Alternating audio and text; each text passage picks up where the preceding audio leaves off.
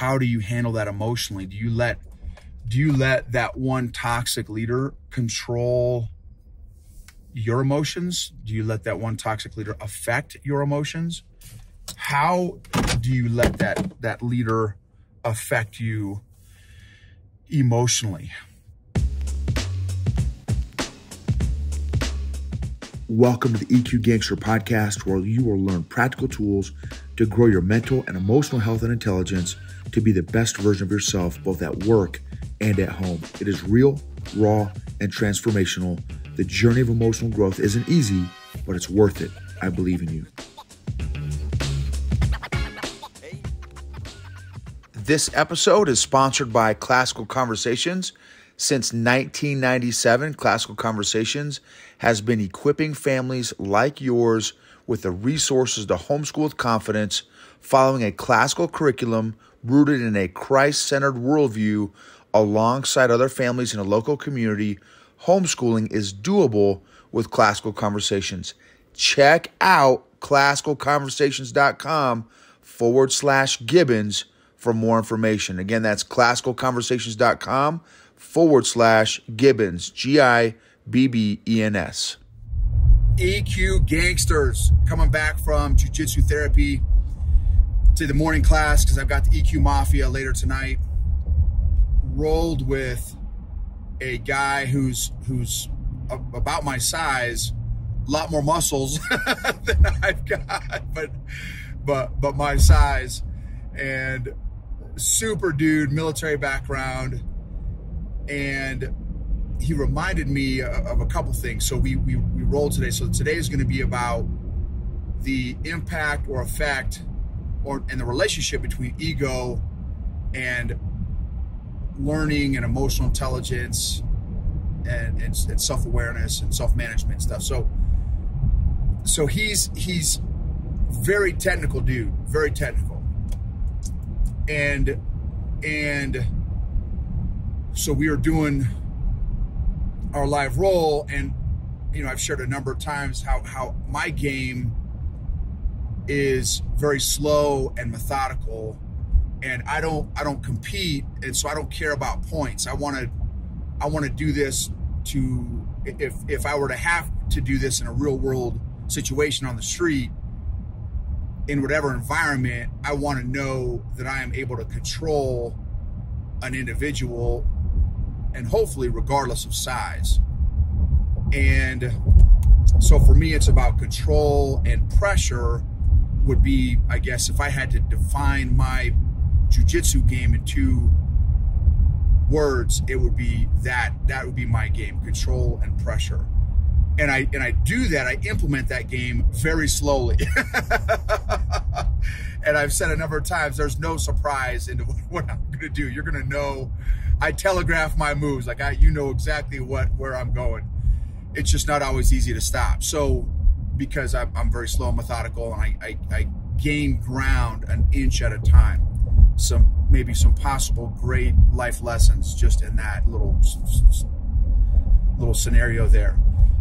So for, as you all know too, I use jiu-jitsu for mental, emotional, physical health, and in some cases even spiritual health, as God is trying to work on me in different areas as well. And so, that is absolutely, I'm going there to learn on multiple levels, not just the cool move of the day. And so rolling with this, so then we did some positional rolling, and then we did some live rolling. And I love rolling with the biggest, strongest, hardest, most technical folks there on the, I just love it, because that's like, that is the ultimate test, is to roll with people that are bigger, stronger, faster, more technical than me. And so, there's not many big guys that roll, so I'm definitely in a minority.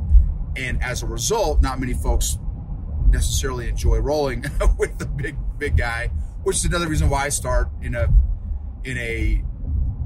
non-dominant position, to let them work their offensive game, and then I'll work from there. So this time with me and this guy, super dude, by the way, super dude. Again, he's much stronger, much faster, much more technical than me. And so we started, and he was doing a great job at keeping me, you know, I started in guard, I think, and then I passed to half guard, and then he did a great job. He did this a couple different ninja moves that kept me, you know, off of him. He got underneath me, which threw off my center of gravity. I had to do a little, it's called a hip switch, and change my position. Anyway, when I finally settled and he finally settled, I kind of settled in side control, which is, you'd have to look it up if you're not a jiu-jitsu person. Basically, I am laying perpendicular on his chest on my knees. So you know, I've got one knee on his in his shoulder, another knee by his hip to control both his shoulder and his hip, and then my torso is laying over top of him. Basically, I've got one arm underneath his neck, and then my other arm is wrapped around behind his shoulder, and I've got my hands clasped. It's a very strong control position, but it's not a super offensive position, but it's a very strong control position, which again is my game.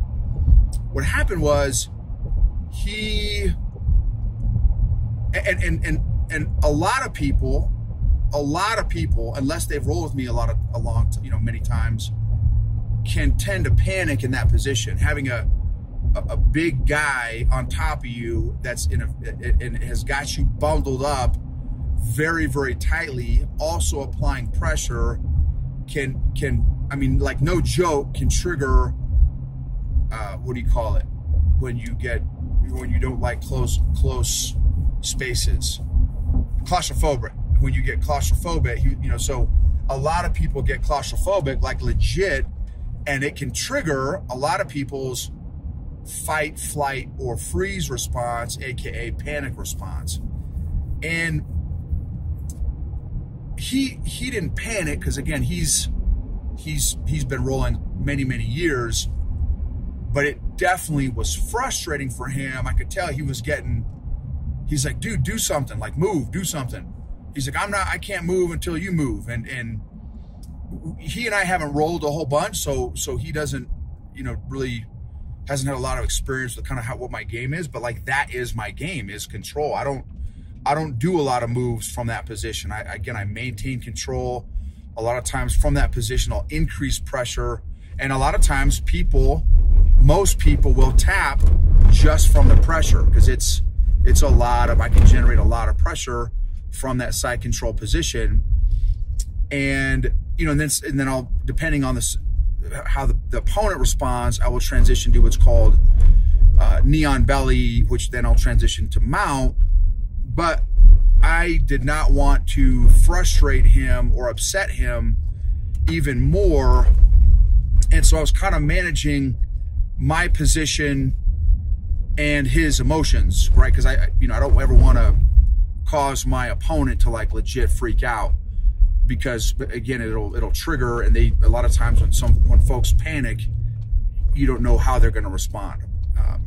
So, and not that he was going to get there, but anyway, he was getting emotional. And so the point again, you know, and I went to him afterwards, like, hey dude, you know, I'm sorry I didn't show you more offense, but like, unfortunately or fortunately, like, that's my game, is just that control pressure game. I don't have any ninja moves to speak of. So he's like, no, that's fine, dude. He's like, I did not have the energy to try to get a guy your size and strength off of me, so I couldn't do anything until you were going to do something or not going to do something. So, you know, anyway, so that's kind of how the roll ended. And again, it just, how do I respond in uncomfortable and difficult and challenging circumstances and positions? I'm so thankful that jiu-jitsu gives me lots of reps and lots of repetitions at failure and struggle and suffering is not the right word, but like struggle, right? Because it's each round, you know, it can be challenging, especially with this dude who is, again, much more technical than me and stronger than me. And so, you know, and we were both breathing. Normally I like to control my breathing because of his size and strength and technical skill. My breathing was not in my normal control breathing, which that's a big AAR, after action review, for me, is to control my breathing. So how do you do emotionally when you're in an uncomfortable, difficult, challenging situation? What if you have a toxic leader that has you inside control or mount, and you know, there's not a lot physically that you can do. You can't kick them out of their position of toxic leadership. They're maybe higher title than you, rank, position, whatever. What do you do about that? How do you handle that emotionally? Do you let that one toxic leader control your emotions? Do you let that one toxic leader affect your emotions? How do you let that leader affect you emotionally? And then check this out. So if you're on YouTube, just bear with me, because I'm going to be moving into my cold plunge while I'm doing the episode. So just bear with some movement here in the background. And then the audio may change a little bit on the podcast too, just because I'm also moving around, but I'll try to keep this close to my face so that you guys can still hear me. So he also shared a story. The organization that he's part of is, I'll say, is very, very high testosterone. So I think the environment he's in is a lot of dudes, a lot of guys, you know, 30, 40 guys, and all very high ego, high testosterone guys. All right, check this out. If you're on YouTube, you can see I'm gonna have to break this ice today to jump in the old cold plunge. So he's in an environment where again it's very lots of ego, and in those environments, and this can be corporate America too, this can be military, this can be a lot of environments can have the same vibe, where it's very bigger, faster, stronger, title, rank, strength, ego, you know, who's bigger, better, faster, stronger, right? All those different things. How do you play that game? So if you're ever in that environment, do you play that game, or are you able to not play that game and just be who you are? Wherever you rack and stack in the organization, are you okay with that? Or do you try to play that game also? And how does emotional intelligence play into that? How does your ego play into that? Are you able to be comfortable enough in your own skin where you don't have to play that game? Or do you feel the emotional draw and need to have to play that game? Or can you just rely on, again, who you are, your own competence level, wherever that's at, your own confidence level, wherever that's at? So anyway, that was a good lesson for me today too, just having that chat with him, just hearing the environment that he's in. And the analogy and what he said was, you know, there were 60 guys in one of his organizations that he was with, and 20 to 25 of them rolled. And he said, you know, when you roll, you know where you're at in the pecking order. You know, and it's really kind of true. I never thought about it that way, but you kind of know where you're at in the pecking order. And he said it was great because you get immediate feedback with each person you roll with. You get immediate feedback with where you're at in that pecking order, and it keeps you humble. And I totally agree. There's always somebody that is better than you, and they don't have to be bigger than you in jiu-jitsu. My old professor, 4th degree black belt, 150 pounds, soaking wet, probably 5'5". I've literally got him by 100 pounds, and he played with me. And I know what I'm doing for the most part, right? I mean, I'm 6.5 years in. I have a pretty decent idea of what I'm doing. And I could do nothing against him. Nothing. Or rarely, let's say rarely.